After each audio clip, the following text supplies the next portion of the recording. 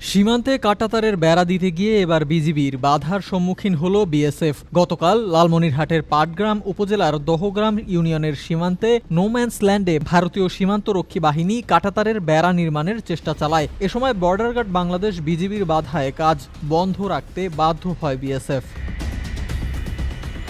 আন্তর্জাতিক সীমান্ত আইন অনুযায়ী শূন্য রেখা থেকে ১৫০ গজের মধ্যে নির্মাণ করা যায় না কোনো স্থাপনা। এ আইন উপেক্ষা করে হারিপাড়া সীমান্তে প্রধান পিলার ডিএএমপি ৮ নম্বর পিলারের ২৩ থেকে ২৮ নম্বরের শূন্য রেখায় বিএসএফ এর তত্ত্বাবধানে কাঁটাতারের বেড়া নির্মাণের প্রস্তুতি নিচ্ছিলেন ভারতীয় শ্রমিকরা। সে লক্ষ্যে গতকাল রাতে সীমান্তে বিপুল পরিমাণ কাঁটাতারের বেড়া ও নির্মাণ সামগ্রী এনে রাখে বিএসএফ। বিষয়টি নজরে এলে তাতে বাধা দেয় বিজিবি। এ ঘটনায় বিএসএফ কাজ বন্ধ রাখতে বাধ্য হলেও ভারী অস্ত্রশস্ত্র নিয়ে সীমান্তে অবস্থান নেন তারা।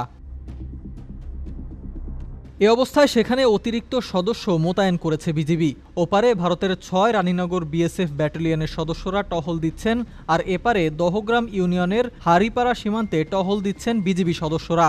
এমন অবস্থায় সীমান্তে কিছুটা অস্থিরতা বিরাজ করছে বলে জানা গেছে। এমন ঘটনায় উভয় দেশের ব্যাটালিয়ন পর্যায়ে পতাকা বৈঠক হয়েছে। বর্তমানে কাজ বন্ধ থাকলেও দহগ্রাম ইউনিয়নবাসীর নিরাপত্তা ও জানমাল রক্ষায় তৎপর রয়েছে বিজিবি সদস্যরা।